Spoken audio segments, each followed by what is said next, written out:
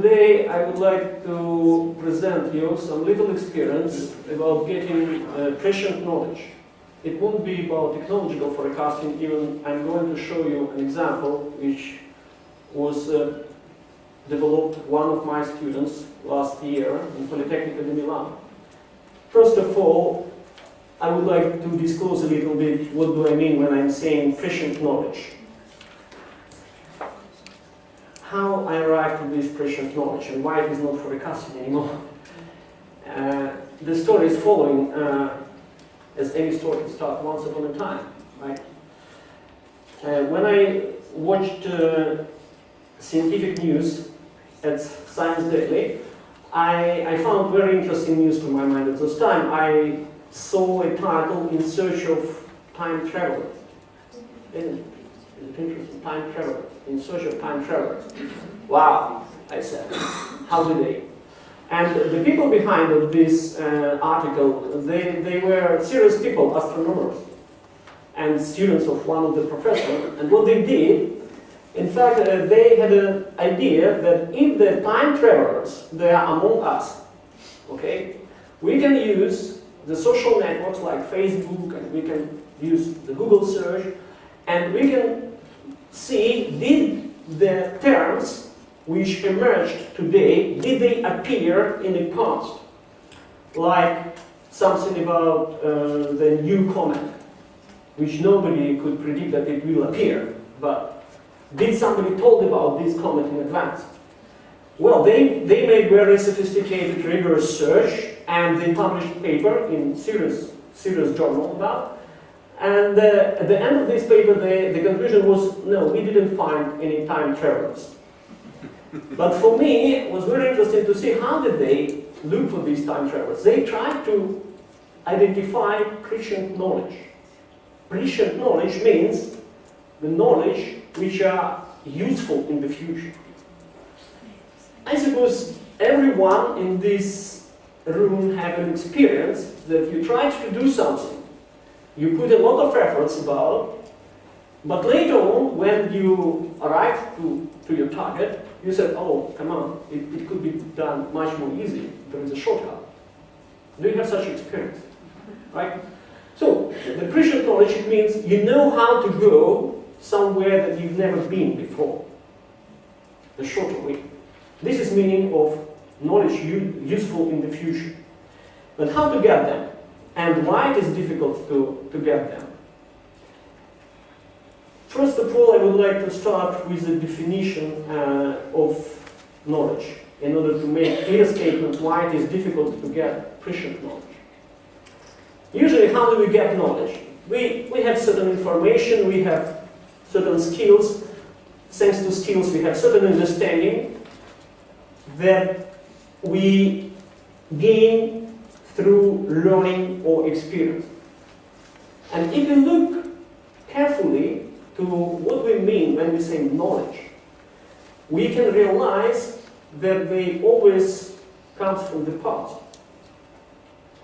And why I'm particularly interested about in what Alexander is doing and what you are doing in this conference, because you are people who are working on the edge how to transfer knowledge about past and present to students.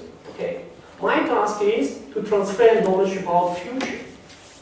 You see, the discussion is always about knowledge. But the problem is knowledge itself, because the knowledge there always comes from the past. But let me be a little bit more close to your context. What we have on this slide, we have a French education system, but not all.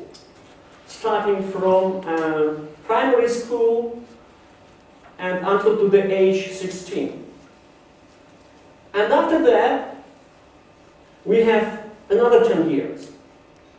When we start to teach something, the 6 years old kids, we need to have clear idea what will be useful knowledge, what will be useful skills in 20 years. And if we are not doing so, we are doing what we name random choice. And the random choice is not so bad, because statistically random choice give us 40%, 37% of success. 37% of success. If you're okay with this, you don't need to forecast, because this is what random choice giving to us. And how did I arrive to the idea to forecast something? Because I was not happy with my effectiveness. As a problem solver, 15 years before I started to work on the forecasting, I spent 15 years as a problem solver using some trees methods and other methods as well as engineer. And for me, even the projects were successful, the things are patented, the customer were satisfied and they paid a lot and so on, but the implementation was not enough. The implementation was just 40%. And if I tried to discuss with colleagues of mine, come on, my efficiency just 40%, they said, Dmitry, it's a good efficiency. What do you want more? But personally, I have just one life. I don't want to waste 60% of my life. So that's why I started to work on forecasting. Because for me, it's clear, if I know what will be the relevant problem, to solve the problem, it's not a big deal. Any problem can be solved. But what problem has to be solved? Only forecast can give us. I would like just to introduce the idea, the difference between efficiency and effectiveness. In fact, if we look at the management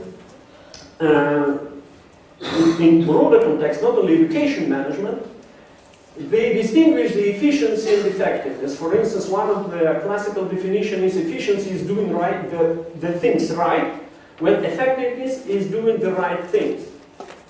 How to know 20 years in advance, or even 10 years in advance, when you start teaching students in high school, in universities and engineering schools? Because what are we doing if we improve our methods of teaching? We are doing that. We are very efficient. We are doing things right. But how it is relevant?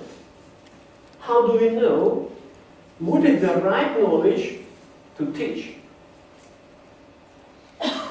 Without prescient knowledge, my idea is how to be better than 37%. And surprisingly, it's possible. But before showing that, I would like to show you what do we pay for that. But when I looked at this slide, I'm very sad, because it's on my shoulders as well. As I told you, I'm working as a professor in engineering school since 1992, and this is unemployment in the European Union for July-August 2013 for people under 25 years old. But for instance, if you look to the Finland, 19.7%, it's not so good. Do you agree? In France, it's even worse, 25.5%. The figure is slightly different, but the trend is the same. This is what we pay without doing prediction. In fact, we can say, come on, let's be efficient. Let's use proper methods. But the righter we do the wrong things, the wronger we become.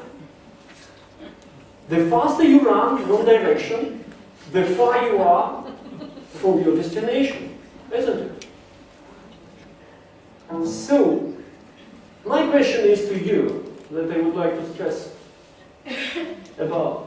What do you think? Is it feasible to design an educational program without knowing what will be the societal needs in 20 years? Is it feasible? You're responsible to develop some programs. How it works today. And this is my limited point of view. Sorry if it is not so much relevant to your background, but what we do, we take available information to develop some program. We use today's knowledge, present knowledge. We make our interpretation, how it will be in the future. We use our intuition. And normally, as soon as we have different experience, we have some biased intuition. That's normal, everybody, me included. And after that, we have decision about educational problem. This is how it works in general today. And there are many points to improve, because today knowledge, tomorrow will be out of date, right? And in order to teach people, we need to spend this time. It's inevitable. You cannot compress it, whatever method you use. If I try to express it in a term of contradiction, it looks like if prescient knowledge is available, we can have reliable long-term forecast, and we can have confident management of education. This is very important. We can be confident what we plan and to what we are going to arrive. But in the same time, the red part, how to get this knowledge? Because knowledge, by definition, comes from past experience by learning. But when we have no prescient knowledge, this is mostly our situation today. What is good? We have well-known traditional approach for getting information and knowledge, for planning, business as usual, but no way for reliable long-term forecast. You can make scenarios, but it is not forecast. And of course, we have a very dubious management of education. We're supposed to regularly update our program to change, and who will be the last point in this process of changing? Our students. Our students, they are overloaded. What are the resource that we use in approach that I use modern decade, and I teach today to the students, and we develop with colleagues of mine?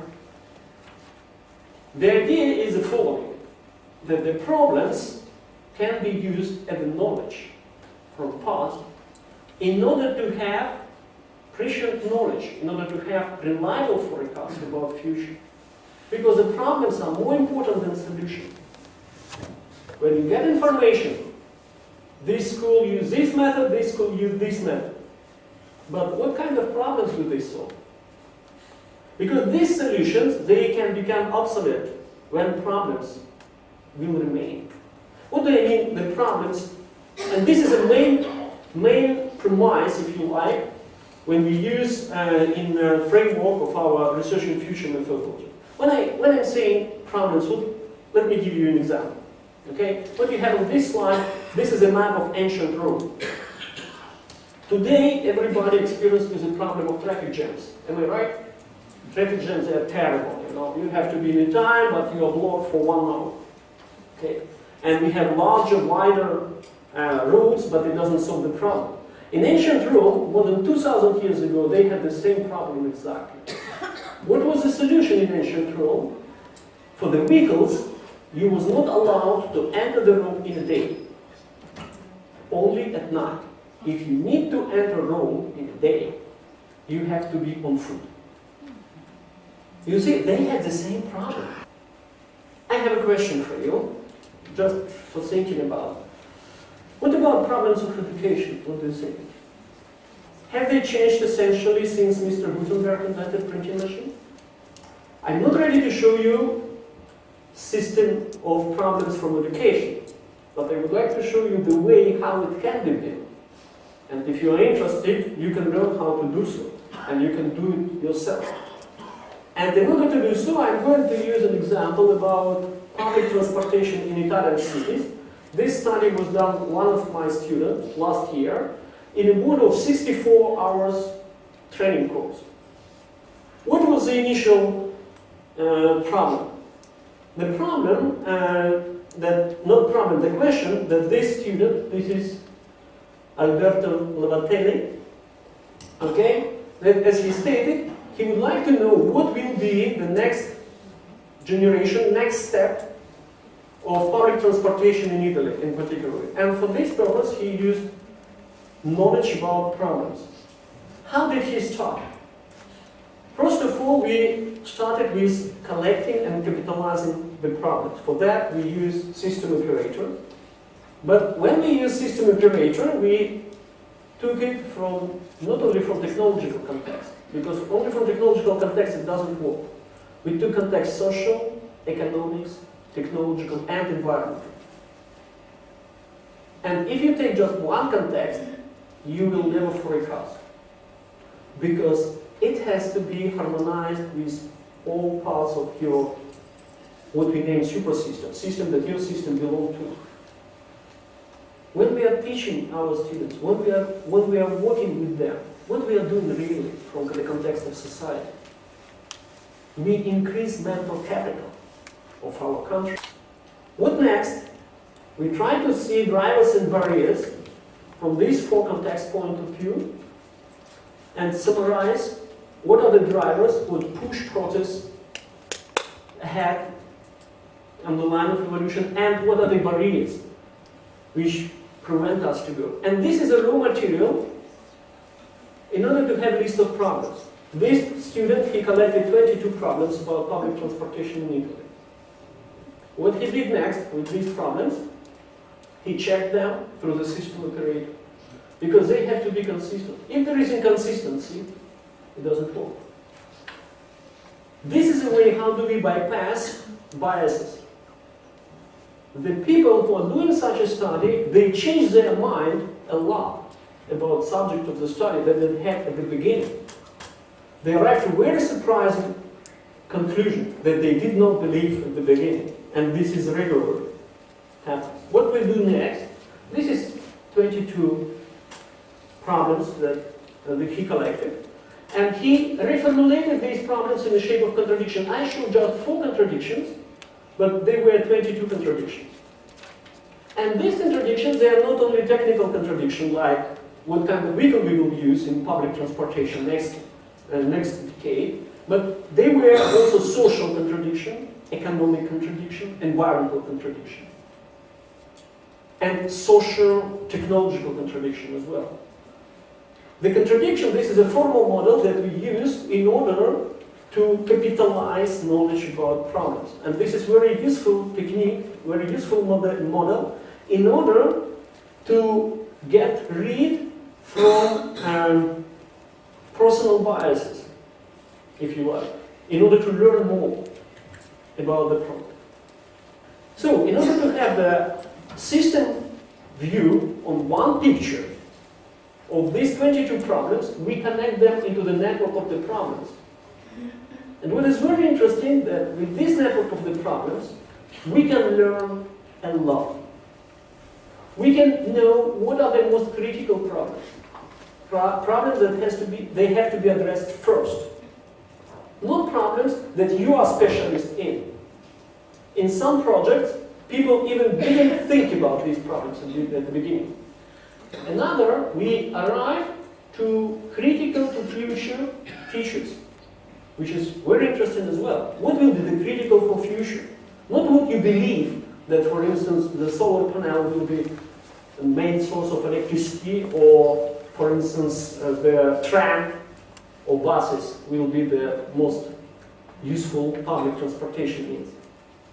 What was one of the surprising news that he learned within this study, he learned just, for instance, in Italy, just 19% of population use public transportation at all.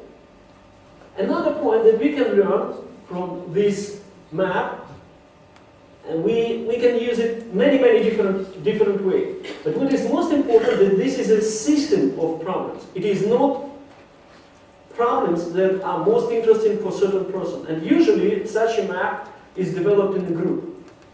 So my students, they work in a small working team, 3 to 4 students.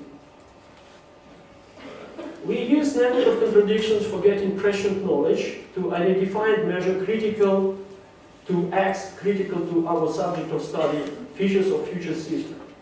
We use them to identify most important problems to be addressed in the first place.